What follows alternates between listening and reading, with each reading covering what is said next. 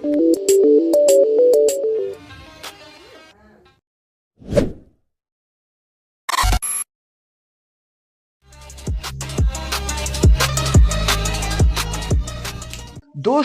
क्या आपको भी केमिकल रिएक्शन के टाइप में दिक्कत है? भैया कॉम्बिनेशन रिएक्शन समझ में नहीं आता, डिकम्पोजिशन रिएक्शन पूछो ही मत, इलेक्ट्रोलाइसिस, फोटोलाइसिस, थर्मोलाइसिस क्या होता है कुछ समझ में नहीं आता।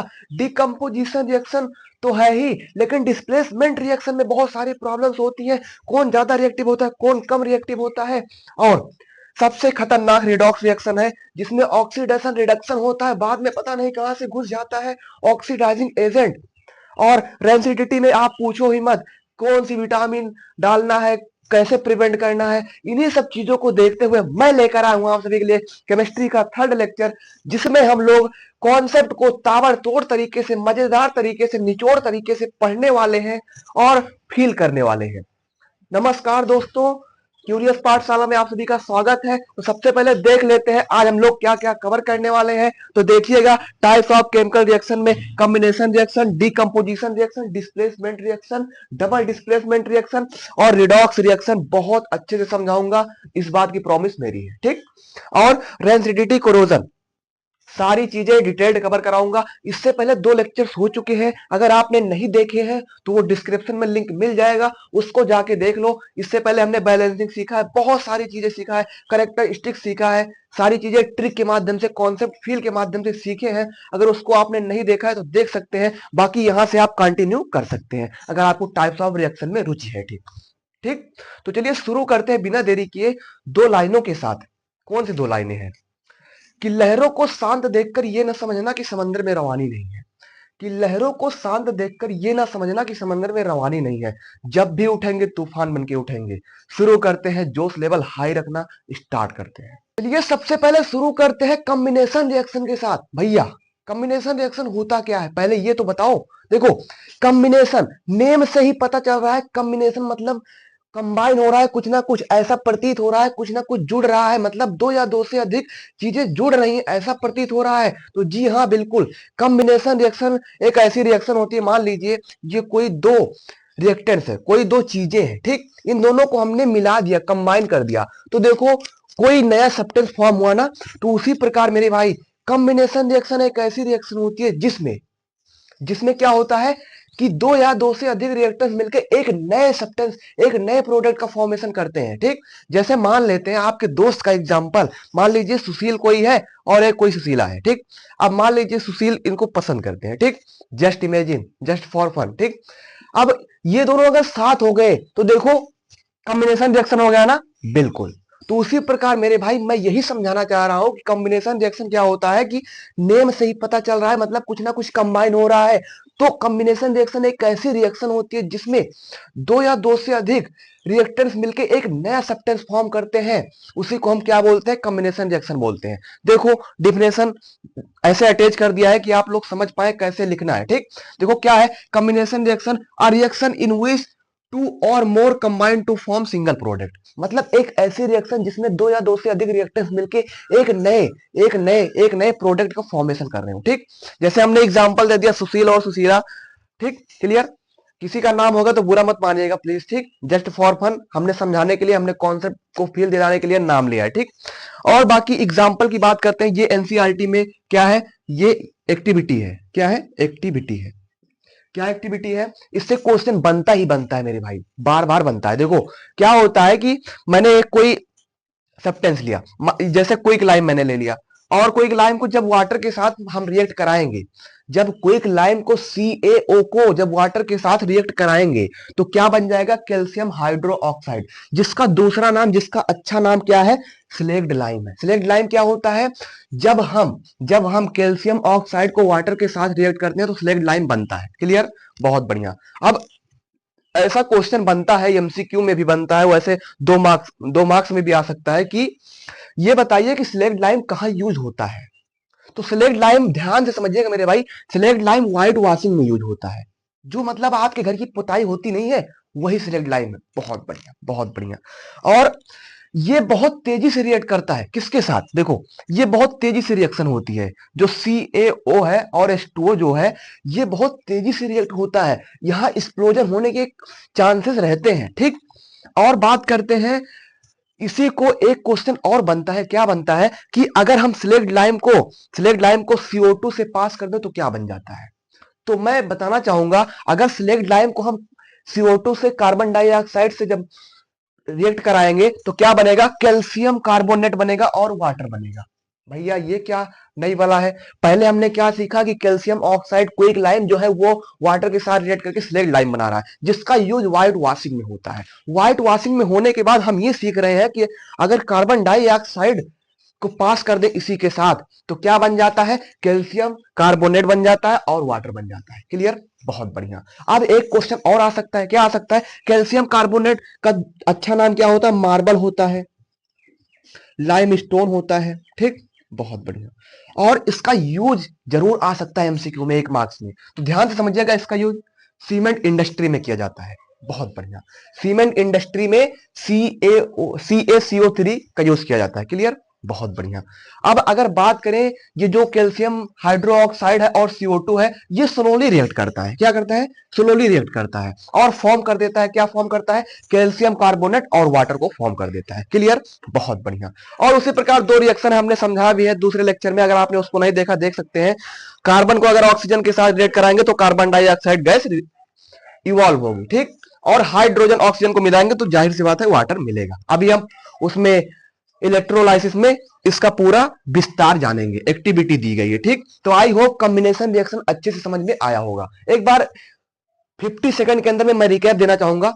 कॉम्बिनेशन रिएक्शन क्या होता है, मतलब कंबाइन होना प्रतीत हो रहा है, यानी कि कॉम्बिनेशन रिएक्शन एक ऐसी रिएक्शन होती है जिसमें 2 या 2 से अधिक रिएक्टर्स मिलकर एक नए प्रोडक्ट का फॉर्मेशन करते हैं, उसी को हम लोग क्या बोलते हैं, कॉम्बिनेशन रिएक्शन बोलते हैं। हमने एग्जांपल भी दिया कि सुशील और सुशीला जब दोनों साथ हो गए तो क्या हो गया, कॉम्बिनेशन रिएक्शन हो गया। उसी प्रकार एनसीईआरटी एक्टिविटी है, क्या एनसीईआरटी एक्टिविटी है कि अगर हमने कैल्शियम ऑक्साइड को वाटर के साथ रिएक्ट करा तो क्या बन गया, कैल्शियम हाइड्रोक्साइड बन गया। कैल्शियम हाइड्रोक्साइड का यूज कहां होता है, व्हाइट वॉशिंग में होता है। व्हाइट वॉशिंग में होने के बाद क्या हुआ, मेरा मन किया कि मैं कैल्शियम हाइड्रोक्साइड को मैं कार्बन डाइऑक्साइड के साथ जब मैं पास करता हूं तो क्या बन जाता है, कैल्शियम कैल्शियम कार्बोनेट बन जाता है, ठीक। एक बात और बताना चाहूंगा, थोड़ा सा मिस हो गया, जैसे ये हो गया, मैंने पेंट कर दिया इससे कैल्शियम हाइड्रोक्साइड से, लेकिन 2-3 दिन बाद क्या होता है, देखो उसका टोन थोड़ा सा ब्राइट हो जाता है। क्यों हो जाता है, क्योंकि CO2 पास करती है उससे। CO2 पास करने के बाद क्या होता है कि रिएक्ट करके ये बना लेती है, तो इसीलिए क्या होता है कि उसमें व्हाइट टोन आ जाता है। क्लियर, बहुत बढ़िया।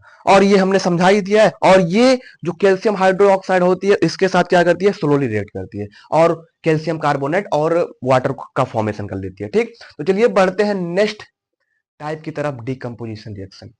अभी हम लोगों ने कॉम्बिनेशन रिएक्शन के बारे में जाना। कॉम्बिनेशन रिएक्शन क्या होता है कि 2 चीजों का मिलना ही कॉम्बिनेशन रिएक्शन कहलाता है। अभी हमने एग्जांपल भी दिया था, सुशील का और सुशीला का, दोनों का कॉम्बिनेशन रिएक्शन हो गया। लेकिन अब इन्हीं का ब्रेक अप करवाना हो तो कुछ माध्यम लगेंगे, उन्हीं की वजह से ब्रेक्स डाउन होगा। जब ये दोनों अलग हो जाते हैं, जब एक एक रिएक्टेंट 2 या 2 से अधिक प्रोडक्ट में अलग हो जाए तो उसी को हम क्या बोलते हैं, डीकंपोजिशन रिएक्शन बोलते हैं। नहीं समझे, फिर से समझो। देखो हमने कॉम्बिनेशन में क्या सीखा, जुड़ना।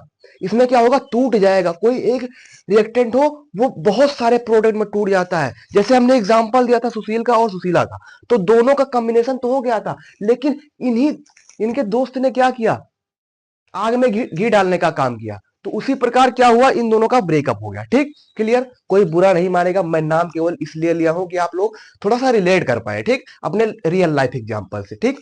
क्लियर, बहुत बढ़िया। तो हमें क्या पता चला कि डीकंपोजिशन रिएक्शन एक ऐसी रिएक्शन होती है जिसमें क्या होता है, एक सिंगल रिएक्टेंट जो होता है वो टूट जाता है, ब्रेक्स डाउन हो जाता है, किसमें, 2 या 2 से अधिक प्रोडक्ट में। क्लियर, बहुत बढ़िया।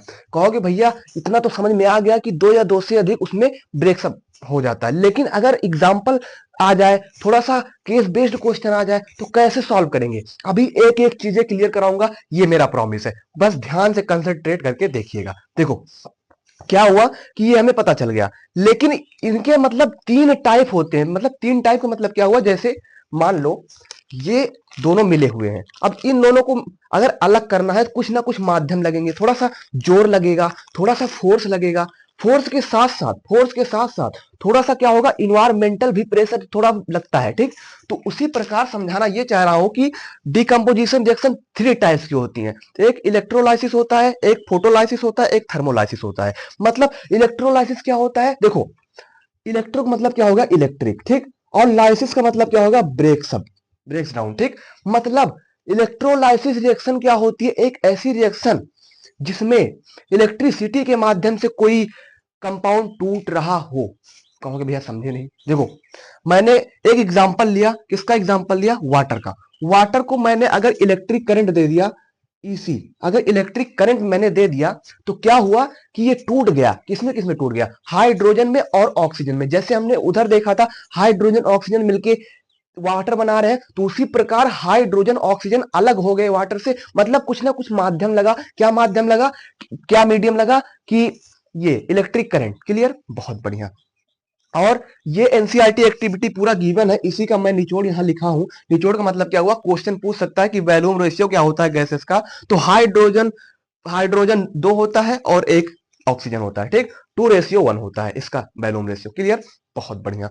और एक क्वेश्चन ये भी आता है, क्या क्वेश्चन आता है कि हाइड्रोजन गैस किस पे निकलती है और ऑक्सीजन गैस किस पे निकलती है। तो हाइड्रोजन गैस हमेशा याद रखिएगा कैथोड पर, देखो टीएच, एच आ रहा है ना, एच फॉर हाइड्रोजन होता है। तो इसी प्रकार आप याद रखिएगा हाइड्रोजन गैस कैथोड पर निकलती है, और ऑक्सीजन एनोड, ओ देखो ओ, तीसरे पे ओ आ रहा है, तो ऑक्सीजन गैस निकलती है एनोड पे। क्लियर, बहुत बढ़िया। अभी हमने क्या समझाया कि इलेक्ट्रोलाइसिस क्या होता है, जो टूट जाए इलेक्ट्रिक करंट की मदद से, उसको हम क्या बोलते हैं, इलेक्ट्रोलाइसिस बोलते हैं। एग्जाम्पल हमने दिया, वाटर का एग्जाम्पल दिया, वाटर ब्रेक्स डाउन हो गया हाइड्रोजन ऑक्सीजन में, इसका वॉल्यूम रेशियो 2:1 हो गया। और हाइड्रोजन गैस इवॉल्व होती है कैथोड पर और ऑक्सीजन गैस एनोड पे इवॉल्व होती है। क्लियर, बहुत बढ़िया। फोटोलाइसिस अगर देखते हैं तो फोटो फोटो वो वाला फोटो नहीं कैप्चर करने वाला, फोटो का मतलब होता है लाइट, अगर देखा जाए साइंटिफिक लैंग्वेज में। तो फोटो का मतलब लाइट होता है। तो लाइट की मदद से कोई भी अगर कंपाउंड, कोई भी प्रोडक्ट, अगर कोई भी रिएक्टेंट अगर टूट रहा हो, तो उसको हम फोटोलाइसिस बोलते हैं, ठीक। फोटोलाइटिक डिकम्पोजिशन इसका नाम भी होता है, फोटोलाइसिस भी होता है। क्लियर, तो फोटोलाइसिस रिएक्शन एक ऐसी रिएक्शन होती है जो कि लाइट एनर्जी की मदद से क्या करती है, टूटती है, ठीक। क्लियर, जैसे हमने एग्जाम्पल आपको दिया है, क्या दिया है, 2AgCl, ये सनलाइट का क्या है, सिंबल है। सनलाइट को शॉर्ट फॉर्म में ऐसे लिख सकते हैं, एच न्यू, ठीक। क्लियर, तो हमने एजीसीएल को लिया, एजीसीएल को लिया, ठीक, सिल्वर क्लोराइड को लिया, तो सिल्वर और क्लोरीन गैस में ये टूट गया, अगर हमने इस पे क्या किया, सनलाइट को दिया। क्लियर, बहुत बढ़िया। दूसरा एग्जांपल अगर वहीं देखते हैं तो ये 2AgBr, अगर हमने सनलाइट का माध्यम चुना है तो टूट जाएगा, ये ब्रेक डाउन हो जाएगा। क्लियर, बहुत बढ़िया। आई होप समझ में आया होगा। और इन सब का यूज कहां होता है, ब्लैक फोटोग्राफी में होता है। क्लियर, बहुत बढ़िया। एक बार फिर से रिकैप दूंगा, क्या, फोटोलाइसिस डिकम्पोजिशन रिएक्शन एक ऐसी रिएक्शन होती है जिसमें लाइट की मदद से कोई भी रिएक्टेंट टूट रहा हो। जैसे हमने एग्जांपल दिया एजीबीएल, एजीबीआर, एजीसीएल। क्लियर, बहुत बढ़िया। ये सब आप लोग को नोट्स मिल जाएगा, टेंशन लेने की जरूरत है नहीं। अब बढ़ते हैं, दो हमने पढ़ लिया, इलेक्ट्रोलाइसिस, फोटोलाइसिस, थर्मोलाइसिस। थर्मोलाइसिस मैं अच्छे से समझा रहा हूं, देखो, थर्म का मतलब क्या होता है, हीट होता है, ध्यान से समझिएगा। थर्म का मतलब हीट। क्लियर, तो लाइसिस का मतलब क्या होगा, ब्रेकअप, मतलब ब्रेक्स डाउन। मतलब जो जो ऐसी रिएक्शन जिसमें क्या होता हो कि टूट रहा हो हीट की मदद से कोई भी रिएक्टेंट। मतलब भैया जैसे एग्जांपल समझाओ थोड़ा बहुत, जैसे मैंने तभी क्या लिया था, तभी क्या बना था वो, कैल्शियम कार्बोनेट, कैल्शियम कार्बोनेट बना था ना। कैल्शियम कार्बोनेट को अगर मैं हीट दूंगा तो क्या बनेगा, कैल्शियम ऑक्साइड बनेगा और कैल्शियम वो कार्बन डाइऑक्साइड बनेगा। तभी हमने शायद थोड़ा सा गलत बता दिया, क्या गलत बताया, हमने इसको बताया कि सीमेंट इंडस्ट्री में, थोड़ा सा कंफ्यूजन मुझे, मतलब मुझे नहीं, शायद बोला था कि नहीं, ध्यान नहीं आ रहा। देखो, सीएओ को सीमेंट इंडस्ट्री में यूज किया जाता है मेरे भाई, ठीक। अगर वो गलत हो तो उसके लिए सॉरी, ठीक। तो हमने क्या सीखा कि थर्मोलाइसिस क्या होता है, जो कि हीट की मदद से तोड़ा जाए उसी को हम थर्मोलाइसिस डिकम्पोजिशन रिएक्शन कहते हैं। क्लियर, तो हमने एग्जांपल दिया कि जैसे ये है, ठीक, इसका यूज सीमेंट इंडस्ट्री में किया जाता है। क्लियर, क्विक लाइम का। और दूसरा एग्जांपल हमने ये दे दिया, FeSO4, आयरन सल्फेट को अगर हमने तोड़ दिया तो किसमें किसमें टूट जाता है, Fe2O3, फेरिक ऑक्साइड में, और SO2SO3। ये क्या है भैया, ये थोड़ा सा समझाओ। देखो, SO2SO3 क्या है, ये गैसेस है, ये गैसेस लाइक एस जो माचिस मतलब कोई भी जलने की वो स्मेल होती नहीं है, जैसे माचिस को अगर हम जलाते हैं तो थोड़ा सा स्मेल आती नहीं है, तो उसी प्रकार का इसका टेस्ट रहता है। ठीक, मतलब स्मेल रहती है, टेस्ट नहीं रहता। क्लियर। और ये टूट जाता है, इसको याद रखिएगा ध्यान से, कोई बात नहीं। ठीक। और ये इंपॉर्टेंट रिएक्शन है ये वाली, ये भी हीट की मदद से टूटता है। इसको मैंने बगल में लिखा, थोड़ा सा जगह कम थी इसीलिए। देखो, अगर हम क्या लेड नाइट्रेट को अगर हम हीट की मदद से तोड़े तो क्या होगा, पीबीओ में और NO2 में। इसको हम ब्राउन फ्यूम्स के नाम से भी जानते हैं, ब्राउन फ्यूम्स। ठीक, ब्राउन फ्यूम्स की मदद से इसको जानते हैं, मतलब नाम से जानते हैं, मदद से नहीं। ठीक। और ऑक्सीजन में टूट जाता है। तो अभी हमने क्या सीखा कि इलेक्ट्रिक थर्मोलाइसिस एक ऐसी रिएक्शन होती है जिसमें हम हीट की मदद से कोई भी रिएक्टेंट को तोड़ते हैं। एग्जाम्पल हमने अभी दिया कैल्शियम कार्बोनेट का। कैल्शियम कार्बोनेट किसमें टूट गया, कैल्शियम ऑक्साइड यानी कि quicklime plus carbon dioxide. Clear, बहुत बढ़िया। क्विकलाइम का यूज कहां करते हैं, सीमेंट इंडस्ट्री में करते हैं। और हमने आयरन सल्फेट को लिया। आयरन सल्फेट किस किस में टूट गया, हीट जब दी गई तो फेरिक ऑक्साइड में और सल्फर डाइऑक्साइड में, सल्फर ट्राइऑक्साइड में। सल्फर डाइऑक्साइड, सल्फर ट्राइऑक्साइड, ये सब गैसेस हैं, एक ऐसी गैसेस है जो कि कोई भी चीज बर्न करने पर स्मेल प्रोड्यूस करती है। ठीक, क्लियर। और वही हमने इसको लेड नाइट्रेट को दिया। लेड नाइट्रेट को अगर हमने हीट दिया तो क्या किसमें चेंज हो गया, पीबीओ में और NO2 में, जो कि ब्राउन फ्यूम्स है, और O2 में। क्लियर, आई होप क्लियर हुआ होगा। हमने क्या पढ़ा, डिकम्पोजिशन रिएक्शन एक ऐसी रिएक्शन होती है जिसमें टूट जाता है एक रिएक्टेंट बहुत सारे प्रोडक्ट में। तीन टाइप होते हैं, इलेक्ट्रोलाइसिस, फोटोलाइसिस, वो थर्मोलाइसिस। इलेक्ट्रोलाइसिस क्या होता है, जिसमें इलेक्ट्रिक करंट की मदद से कुछ भी तोड़ा जाए, जैसे वाटर का हमने तोड़ना देखा अभी। और फोटोलाइसिस क्या होता है, जिसमें सनलाइट की मदद से तोड़ा जाए, जैसे AgBr AgCl। और थर्मोलाइसिस क्या होता है, जिसमें हीट की मदद से, जैसे हमने कैल्शियम कार्बोनेट को देखा अभी। क्लियर, आई होप समझ में आया होगा अच्छे से डिकम्पोजिशन रिएक्शन। चलिए डिस्प्लेसमेंट रिएक्शन को अच्छे अंदाज में समझते हैं और फील करते हैं कॉन्सेप्ट को। तो देखिएगा, डिस्प्लेसमेंट रिएक्शन आपके रियल लाइफ एग्जांपल से मैं रिलेट करवाऊंगा, ध्यान से समझिएगा मेरे भाई। देखो, डिस्प्लेसमेंट रिएक्शन, देखो नाम से ही पता चल रहा है, मतलब डिस्प्लेस करना, मतलब कोई ऐसा बंदा होगा जो दूसरे को डिस्प्लेस कर रहा होगा, पावरफुल होगा। ठीक, तो ध्यान से समझिएगा। देखिए, मान लो ये कोई दो बंदे हैं साथ में हैं, और ये थोड़ा सा पावरफुल है मान लीजिए। अब पावरफुल होने की वजह से क्या हुआ कि ये इसको डिस्प्लेस कर दिया और ये इसके साथ आ गया।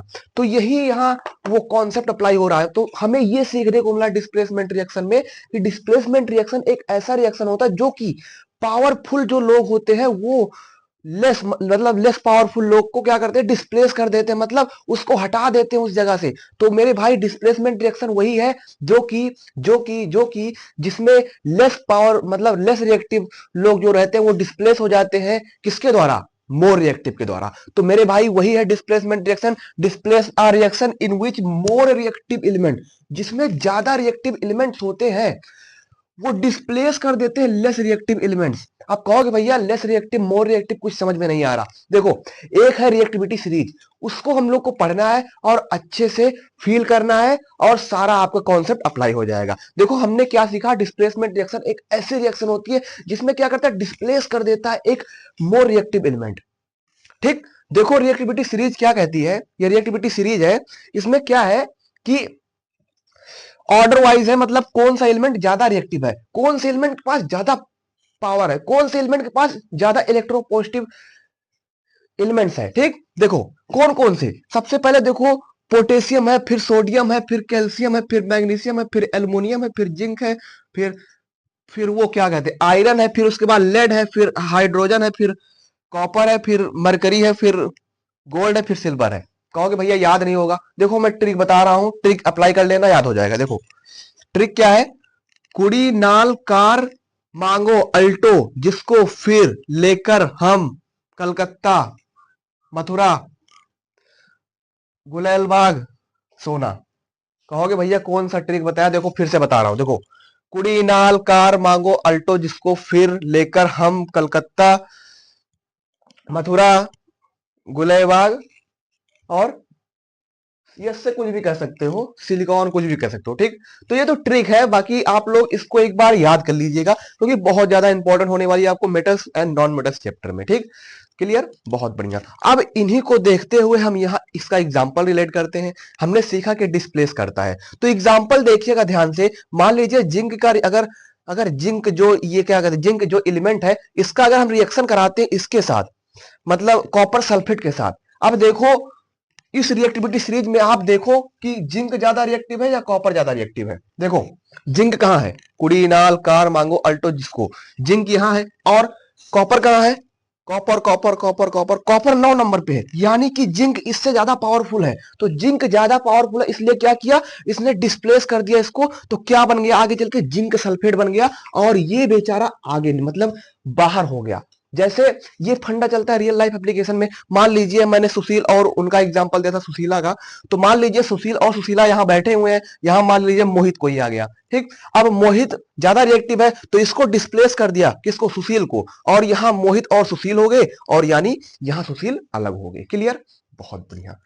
तो ध्यान रखिएगा मेरे भाई, इसमें कलर याद रखिएगा, जो कॉपर सल्फेट होता है वो ब्लू कलर का होता है, और बाद में जब ये जिंक सल्फेट में चेंज हो जाता है तो कलरलेस सॉल्यूशन में बदल जाता है। ठीक, क्लियर, बहुत बढ़िया। दूसरा एग्जांपल आपके सामने हाजिर है, क्या हाजिर है, देखो अगर हम आयरन का रिएक्शन कॉपर सल्फेट के साथ कराते हैं, मतलब ब्लू कलर कॉपर सल्फेट के साथ कराते हैं, तो क्या होगा, आयरन सल्फेट बन जाता है जो कि ग्रीन कलर होता है। ये याद रखिएगा, एमसीक्यू में क्वेश्चन बन सकता है मेरे भाई, और केस स्टडी में भी बन सकता है। केस स्टडी जैसे दे दी जाएगी कि मतलब मोहन ने जिंक सल्फेट के साथ उसको रिएक्ट करा, वो बना, उसके बाद एक्स मेटल बताओ, उसके बाद उसका कलर बताओ, ऐसे बन सकता है क्वेश्चन। ठीक, बाकी इंपॉर्टेंट क्वेश्चन आगे आते रहेंगे, टेंशन लेने की जरूरत है नहीं। देखो ये देख लेते हैं, ये देखो पीबी है, लेड है, लेड का अगर हमने इसके साथ कराया CuCl2 के साथ, तो क्या बन गया, लेड क्लोराइड और कॉपर बन गया। क्लियर, तो 1 मिनट में मैं रिकैप दूंगा, आई होप कॉन्सेप्ट क्लियर होगा, हुआ होगा, लेकिन एक बार फिर से मैं देखता हूं। देखो डिस्प्लेसमेंट रिएक्शन का मतलब क्या हुआ, कि एक ऐसा रिएक्शन जिसमें कोई एक मोर रिएक्टिव एलिमेंट हो, वो लेस रिएक्टिव एलिमेंट को क्या करे, डिस्प्लेस कर दे, उसी को हम क्या बोलते हैं, डिस्प्लेसमेंट रिएक्शन बोलते हैं। A reaction in which more reactive element displaces less reactive element from its compound, मतलब इसके कंपाउंड से क्या करता है, मोर रिएक्टिव एलिमेंट क्या करता है, उसको निकाल देता है बेचारे को। ठीक, बहुत बढ़िया। और ये आई होप याद हो जाए, 1-2 बार आप लिखेंगे याद हो जाएगा, कोई दिक्कत की बात है नहीं। मैंने ट्रिक भी बताया, कुड़ी नाल कार मांगो अल्टो, जिसको फिर लेकर हम घूमने चले मथुरा, कुछ भी बोल सकते हो। ठीक, बाकी ट्रिक बहुत सारी हैं। एक है कुड़ी नाल कार मांगो अल्टो, जिसको अल्टो जेन फरारी, जेन फरारी, मतलब बहुत सारी ट्रिक है, कोई दिक्कत है नहीं। ट्रिक वहीं अप्लाई की जाती जहां मतलब हो सकता है। अगर आप यहां तक याद कर लेंगे ना, यहां तक कॉपर तक, तब भी आपका काम हो जाएगा। यहाँ रेयर केस ये तीनों हमने वैसे लिख दिया आपके अंडरस्टैंडिंग के लिए। ठीक, क्लियर, बहुत बढ़िया। तो डिस्प्लेसमेंट रिएक्शन आई होप समझ में आया होगा। अब डबल डिस्प्लेसमेंट रिएक्शन की तरफ बढ़ते हैं। तो चलिए डबल डिस्प्लेसमेंट रिएक्शन को शुरू करते हैं अच्छे ढंग से। देखो भैया डिस्प्लेसमेंट रिएक्शन हमने पढ़ा, डिस्प्लेसमेंट रिएक्शन में क्या था कि कोई एक मोर रिएक्टिव एलिमेंट है, लेस रिएक्टिव एलिमेंट को हटाकर दूसरी जगह सेटल हो जाता था। जैसे मान लो ये मोर रिएक्टिव है, ये इसको हटाकर यहां इसके साथ आ गया। ठीक, ये गेम था डिस्प्लेसमेंट में। लेकिन डबल डिस्प्लेसमेंट में देखो आभास हो रहा है, डबल डिस्प्लेसमेंट मतलब 2 बार डिस्प्लेसमेंट हो रहा हो। तो 2 बार डिस्प्लेसमेंट होने का मतलब क्या है मेरे भाई, जैसे 2 ग्रुप ऑफ एटम्स है, ठीक, ये मान लेते हैं 2 लोग इधर हैं, 2 लोग इधर हैं। ठीक, अब क्या हुआ कि ये मान लेते हैं मोर रिएक्टिव है, ये इसको हटा दिया तो ये इस साइड आ गया और ये इस साइड आ गया, यानी कि दोनों में डिस्प्लेसमेंट हो गया। ठीक, तो डबल डिस्प्लेसमेंट रिएक्शन एक ऐसे रिएक्शन होता है जिसमें क्या होता है, डिफरेंट एटम्स जो होते हैं वो रिप्लेस होते हैं बाय ईच अदर। क्या क्या बोला मैंने, जो एक ऐसी रिएक्शन जिसमें 2 डिफरेंट आयंस, जो कि आयन का एक्सचेंज होता है, जो कि आयंस का एक्सचेंज होता है। जैसे एक्सचेंज का मतलब क्या हुआ, एग्जांपल समझा रहा हूं। देखो जैसे Na2SO4 और BaCl2, मैंने एग्जांपल दिया आपको। ठीक, Na2SO4 BaCl2। अब जो सोडियम है वो इससे ज्यादा रिएक्टिव है, सोडियम ने क्या किया, इसको डिस्प्लेस कर दिया। डिस्प्लेस करने के बाद क्या हुआ, यहाँ BaSO4 बन गया और NaCl बन गया। क्लियर, बहुत बढ़िया। यानी कि जो आयंस है उसका एक्सचेंज हो रहा है। एक्सचेंज का मतलब क्या हुआ, कुछ ऐसा ऐसा, मतलब क्या, इधर से उधर। ठीक, क्लियर, बहुत बढ़िया। अगर हम बात करें ये कौन सी रिएक्शन और है, अगर कोई और टाइप पूछा जाए तो ये प्रेसिपिटेशन रिएक्शन है। यहां देखो पीपीटी बन रहा है, पीपीटी। ठीक, इनसॉल्युबल सॉलिड बन रहा है। क्लियर, बहुत बढ़िया। दूसरा एग्जांपल हम लोग देख लेते हैं। देखो ये कोई हमने बेस ले लिया, ये क्या है, बेस है, और ये हमने एसिड ले लिया। जब हम एसिड को बेस के साथ रिएक्ट करते हैं तो क्या बनता है, ध्यान से समझिएगा। जैसे मान लो ये कोई अच्छाई है, ये कोई बुराई है। जब अच्छाई और बुराई दोनों साथ में टकरा जाएंगे तो क्या होगा, न्यूट्रल हो जाएगा, न्यूट्रल। तो ऐसा याद रखिए, जब एसिड और बेस दोनों साथ में रिएक्ट करते हैं तो कौन सी रिएक्शन का निर्माण होता है, न्यूट्रलाइजेशन। न्यूट्रलाइजेशन रिएक्शन क्या होता है, जब एसिड और बेस साथ में मिलकर साल्ट बना रहे हो, साल्ट और वाटर बना रहे हो, उनको हम क्या बोलते हैं, न्यूट्रलाइजेशन रिएक्शन बोलते हैं। समझ में आया, बहुत बढ़िया। अगर कोई पूछे न्यूट्रलाइजेशन रिएक्शन क्या होता है, जब एसिड का रिएक्शन बेस के साथ होता है और साल्ट और वाटर बनता है तो क्या बोलते हैं हम उसको, न्यूट्रलाइजेशन रिएक्शन। फिर से 1 मिनट में रिकैप दूंगा। देखो डबल डिस्प्लेसमेंट रिएक्शन क्या होता है कि जिसमें आयंस का, डिफरेंट आयंस का क्या होता है, एक्सचेंज होता है आपस में। और क्या होता है कि जैसे जो मोर रिएक्टिव एलिमेंट्स है वो लेस रिएक्टिव एलिमेंट को डिस्प्लेस कर देता है और क्या करता है कि उसकी पोजीशन चेंज होता है, हो जाती है। जैसे यहाँ क्या हुआ, NaCl बन गया इधर और BaSO4 बन गया। क्लियर, बहुत बढ़िया। और एसिड का रिएक्शन जब बेस के साथ हमने किया तो साल्ट और वाटर बन गया। I hope double displacement reaction समझ में आया होगा। तो बढ़ते हैं अब रिडॉक्स रिएक्शन की तरफ। तो चलिए देख लेते हैं रिडॉक्स रिएक्शन को। अभी तक हम लोगों ने कॉम्बिनेशन देखा, डिकम्पोजिशन देखा, डिस्प्लेसमेंट देखा, डबल डिस्प्लेसमेंट को देखा। अब रिडॉक्स रिएक्शन की बारी है। देखो भैया रिडॉक्स रिएक्शन होता क्या है, सिंपल लैंग्वेज में जरा समझाओ। देखो भैया रिडॉक्स, देखो नाम से ही पता चल रहा है। नाम मैंने इसीलिए स्टार्टिंग में ही कहा कि नाम अगर आप जान जाएंगे ना, इसका काम जानने में देर नहीं लगेगा। देखो रिडॉक्स का मतलब क्या होता है, देखो आर फॉर रेड हो गया ना, रेड, रिडक्शन, रिडक्शन। और ऑक्स क्या हो गया, ऑक्सीडेशन, ऑक्सीडेशन। तो यानी कि रिडॉक्स रिएक्शन, ध्यान से समझना, रिडॉक्स रिएक्शन एक ऐसी रिएक्शन होती है जिसमें रिडक्शन और ऑक्सीडेशन साथ साथ में होते हैं। रिडक्शन ऑक्सीडेशन साथ साथ में होते हैं। भैया कुछ समझ में नहीं आया, रिडक्शन कहां से आ गया, कहां से आप रिडक्शन घुसा दिए। आपने कहा था कॉन्सेप्ट फील दिलाएंगे, बिल्कुल दिलाऊंगा। हर चीज कॉन्सेप्ट, कॉन्सेप्चुअल है, हर चीज समझाऊंगा मैं। देखो मैंने इतना बताया कि एक ऐसी रिएक्शन जिसमें ऑक्सीडेशन और रिडक्शन टेक प्लेस, मतलब होता है साथ साथ होता है, उसी को हम रिडॉक्स रिएक्शन बोलते हैं। इतनी बातें समझ में आई, बहुत बढ़िया। अब इन दोनों टर्म को हम समझते हैं, कौन सा, ऑक्सीडेशन एंड रिडक्शन। तो रिडॉक्स रिएक्शन मेरे भाई दो टाइप के होते हैं। एग्जांपल को अभी इग्नोर करिएगा, अभी एग्जांपल बताता हूं, मैं समझाता हूं, ठीक है। तो दो टाइप के होते हैं रिडॉक्स रिएक्शन, एक होता है ऑक्सीडेशन, एक होता है रिडक्शन। देखो ऑक्सीडेशन, देखो ऑक्सीजन, लग रहा है ऑक्सीजन का रोल ज्यादा है, तो यानी कि ऑक्सीडेशन में क्या होता है, एडिशन ऑफ ऑक्सीजन होता है, मतलब ऑक्सीजन का जुड़ना, ठीक। और हाइड्रोजन को निकाल दिया जाता है, मतलब हाइड्रोजन का रिमूवल। तो हमें क्या सीखने को मिला ऑक्सीडेशन में, मतलब ऑक्सीडेशन मतलब हमें फील हो रहा है ऑक्सीजन का रोल ज्यादा है। तो यानी कि ऑक्सीजन क्या होगा, एडिशन होगा उसका, और हाइड्रोजन क्या हो जाएगा, रिमूवल हो जाएगा। और वहीं अगर हम बात करें रिडक्शन की, तो रिडक्शन का मतलब ही पता चल रहा है कि मतलब कुछ रिड्यूस हो रहा है, कुछ कम हो रहा है, तो यानी कि ऑक्सीजन कम हो रहा है, तो रिमूवल ऑफ ऑक्सीजन हो जाएगा और एडिशन ऑफ हाइड्रोजन हो जाएगा। क्लियर, बहुत बढ़िया।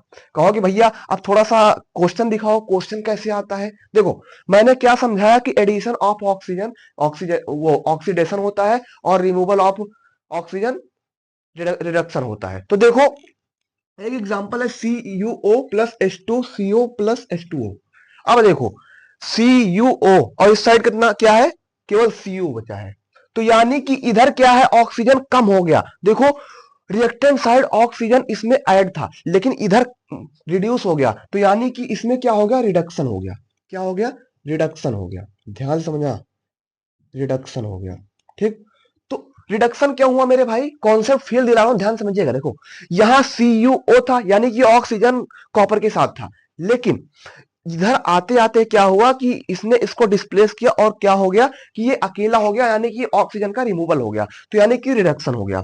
अब बात करते हैं हाइड्रोजन। हाइड्रोजन देखो इधर हाइड्रोजन में क्या एडिशन हो जा रहा है, क्या जुड़ जा रहा है, ऑक्सीजन जुड़ जा रहा है, इसीलिए ये क्या हो जाएगा, ये क्या हो जाएगा, ऑक्सीडेशन हो जाएगा मेरे भाई, ठीक, ऑक्सीडेशन। क्लियर, बहुत बढ़िया। आई होप ये बातें समझ में आई होगी। चलिए देखते हैं दूसरे एग्जाम्पल को। देखो ZnO plus C equal to Zn plus CO। भैया देखो ZnO इधर था रिएक्टेंट साइड, लेकिन प्रोडक्ट साइड आते आते देखो केवल Zn बचा, मतलब जिंक बचा, ठीक। तो यानी कि इसका भी क्या हो गया है, रिडक्शन हो गया है। क्या हो गया है, रिडक्शन हो गया है। और बात करते हैं सी, जो कार्बन है, कार्बन में ऑक्सीजन का एडिशन हो रहा है तो क्या होगा मेरे भाई, ऑक्सीडेशन होगा। क्लियर, बहुत बढ़िया, ऑक्सीडेशन। और ये वाला आप सबके लिए होमवर्क रहेगा, ये आप कमेंट सेक्शन में बताएंगे कि कौन सा कौन सा ऑक्सीडेशन है, मतलब कौन से में ऑक्सीडेशन हो रहा है, कौन से में रिडक्शन हो रहा है। ठीक, अब मैं आपको एक टर्म बताता हूं, ऑक्सीडाइजिंग एजेंट और रिड्यूसिंग एजेंट। देखो क्या मैंने बोला, देखो ऑक्सीडाइजिंग एजेंट, देखो ऑक्सीडाइजिंग एजेंट वो होता है जो कि रिडक्ट जिसका रिडक्शन हो रहा हो। जैसे देखो यहां अगर इसमें देखें तो कौन सा ऑक्सीडाइजिंग एजेंट है, ये ये ठीक, ये ठीक, क्लियर, बहुत बढ़िया। और वहीं अगर हम बात करते हैं रिड्यूसिंग एजेंट की, क्या भैया, रिड्यूसिंग एजेंट, एक मिनट, रिड्यूसिंग एजेंट, देखो रिड्यूसिंग एजेंट क्या होता है, जिसका ऑक्सीडेशन हो रहा हो। देखो ऑक्सीडाइजिंग एजेंट का जस्ट इसका उल्टा होता है। देखो ऑक्सीडाइजिंग एजेंट क्या कर रहा है कि एक ऐसा एजेंट होता है जो कि केपेबल होता है ऑक्सीडेशन के लिए। तो यानी कि क्या होगा कि जिसका रिडक्शन हो रहा हो वही ऑक्सीडाइजिंग एजेंट हो, और जिसका ऑक्सीडेशन हो रहा हो वो रिड्यूसिंग एजेंट होता है। ठीक, तो यानी कि यहाँ ऑक्सीडेशन किसका हो रहा है, यहाँ ऑक्सीडेशन देखो ये इसका हो रहा है, तो यानी कि ये क्या हो गया, ये ऑक्सीडाइजिंग एजेंट हो गया। क्लियर, बहुत बढ़िया। एक मिनट में फिर से रिकैप दूंगा, देखो ध्यान समझना।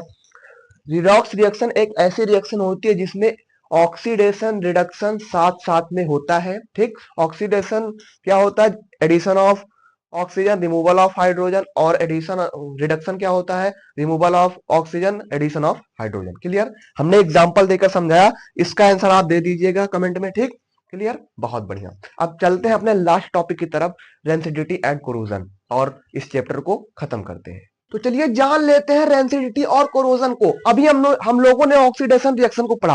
ऑक्सीडेशन रिएक्शन के दो टाइप होते हैं मेरे भाई, एक होता है रेंसिडिटी, एक होता है कोरोजन। रेंसिडिटी क्या होता है, कोरोजन क्या होता है, सब समझाऊंगा कॉन्सेप्ट के दम पे। देखो रेंसिडिटी समझने का प्रयास करना। जैसे मान लो ये एप्पल है, एप्पल को मैंने काट दिया, मान लो कटा हुआ एप्पल हो गया ये। ठीक, अब मैंने इसको मतलब एक जो इसका पीस था उसको मैंने तुरंत खाया। ठीक, उसके बाद इसको छोड़ दिया, उसको 6 घंटा बाद मतलब देखा तो क्या हुआ, उसका कलर थोड़ा थोड़ा चेंज हो गया, मतलब कहीं येलो कहीं रेडिश, मतलब कलर उसका बदलाव होगा, उसके कलर में चेंज आ गया। और देख रहा हूं थोड़ा स्मेल में भी परिवर्तन आ रहा है, और उसको थोड़ा सा खा के भी देखा तो टेस्ट में भी परिवर्तन आया।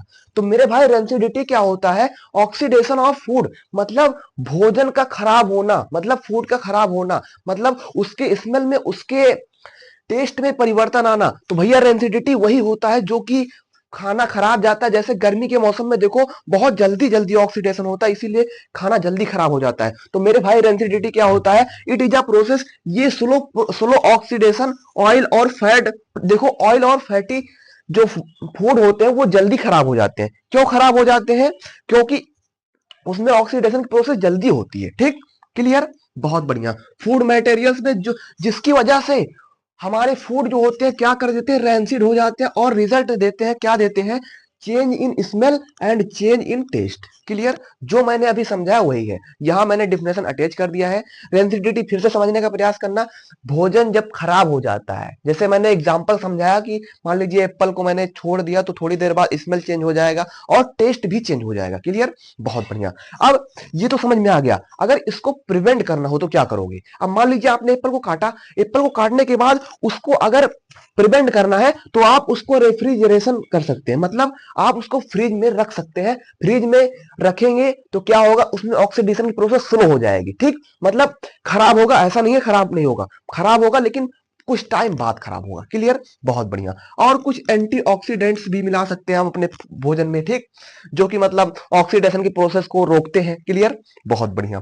Keep food in air tight contain, और हाँ अपने भोजन को वहां रख सकते हैं जहां एयर, मतलब जहां एयर का पास ऑन बहुत कम हो, वहां भी आप रखेंगे तो ये ऑक्सीडेशन की प्रोसेस, मतलब जो भोजन खराब हो रहा है वो नहीं होगा। क्लियर, बहुत बढ़िया। अब देख लेते हैं कोरोजन क्या होता है। देखो रेंसिडिटी भोजन के लिए था, कोरोजन मेटल के लिए। मेटल का मतलब जैसे मान लो ये आयरन है, आयरन है। अब मान लेते हैं ये आयरन है, आयरन। ठीक, मान लेते हैं ये आयरन है जो बीच में है। ठीक, आयरन है, देखो आयरन को मैंने छोड़ दिया एटमॉस्फेयर में। कहा? एटमॉस्फेयर में। एटमॉस्फेयर में छोड़ने के बाद क्या हुआ कि मैंने देखा, एक दिन पहले पूरा एकदम चिकना चिकना अच्छा सा था, लेकिन मैंने 5 दिन बाद देखा, 5 दिन बाद देखा तो क्या हुआ, यहाँ मतलब थोड़ा सा रेडिश कलर की लेयर चढ़ गई है, रेडिश कलर की लेयर चढ़ गई है। क्यों चढ़ गई मेरे भाई? क्योंकि एटमॉस्फेयर में वाटर मिल रहा है, वाटर मिल रहा है, एयर मिल रहा है, मतलब वाटर एयर ये सब मिलकर क्या बना रहे हैं? रस्ट बना ले रहे हैं, रस्ट बना ले रहे हैं। तो भैया कोरोजन क्या होता है? कोरोजन क्या होता है? ये एक प्रोसेस होता है डिटोरिएशन ऑफ मेटल, मतलब मेटल का खराब होना। ये जैसे मैंने इसका समझाया, ये एटमॉस्फेयर से क्या करेगा? वाटर को ले लेगा गैसियस फॉर्म में, और मतलब ऐसे लेकर क्या होगा कि ये रस्ट बना लेगा। फिर जब रस्ट बन जाएगा तो ये मेटल को धीरे धीरे डिग्रेड कर देता है, मतलब खराब कर देता है। ठीक, क्लियर? बहुत बढ़िया। जिसकी वजह से क्या हो, मतलब एयर की मदद से ये हो सकता है, ऑक्सीजन की मदद से हो सकता है, वाटर की मदद से हो सकता है। क्लियर? बहुत बढ़िया, बहुत बढ़िया।